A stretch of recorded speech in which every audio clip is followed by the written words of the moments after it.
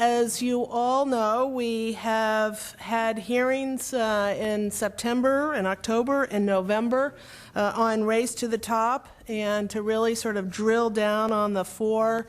areas of reform laid out by the Obama administration: teachers and leaders, data, standards and assessments, and turning around struggling schools. And certainly the challenge before us has been and will continue to be to create a realistic, comprehensive, and sustainable plan that matches Race to the Top's vision and ambition.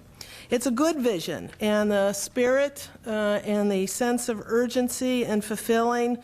the promise of educational excellence for all of our children is an important one, and certainly does not serve as a simple platitude for California. I believe that we must move from the persistent and unexcusable achievement gaps that persist in our schools to a legacy of better transparency and transparent equity and access in all of our schools. Secretary Arne Duncan just said Monday in a press conference that he envisions a significant new emphasis on federal incentives for high-performing schools, districts, and states in the reauthorization of the Elementary and Secondary Education Act, or No Child Left Behind, that's expected to be taken up in Congress as early as next year. So the work we are doing now is critically important in the short term to respond to this particular Race to the Top competitive grant, but it's also critically important in the long term in terms of laying California's foundation of reform to be in a competitive position for the longer term and for the reauthorization. So over the last 3 hearings, we've heard from 36 invited witnesses and a number of other individuals, certainly presenting in public comment. And I hope we've accomplished what we started out to do, and that is to give the public and the members a foundation of understanding about Race to the Top and its requirements,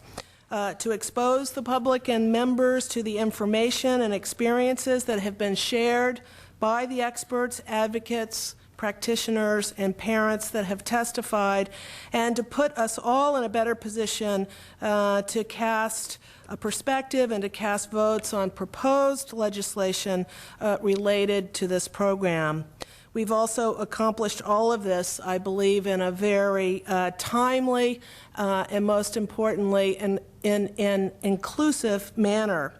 So speaking of voting on proposed legislation, that's exactly what we'll be doing next week in this committee. On December 9th, we will convene at 10 a.m. in this room to consider whatever 5th extraordinary session bills that have been referred to us for the hearing, and I will be presenting a bill that goes over the desk today to provide a solution from all of the hearings that we have had. So today we're meeting to focus on the final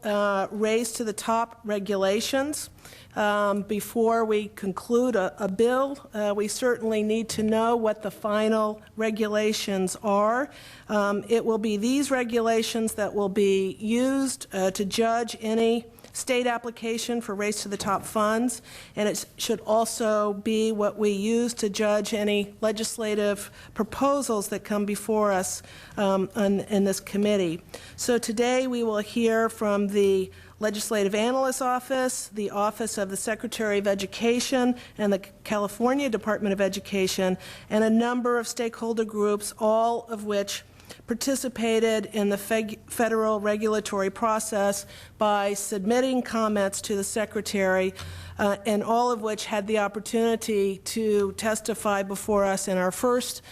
informational hearing in September.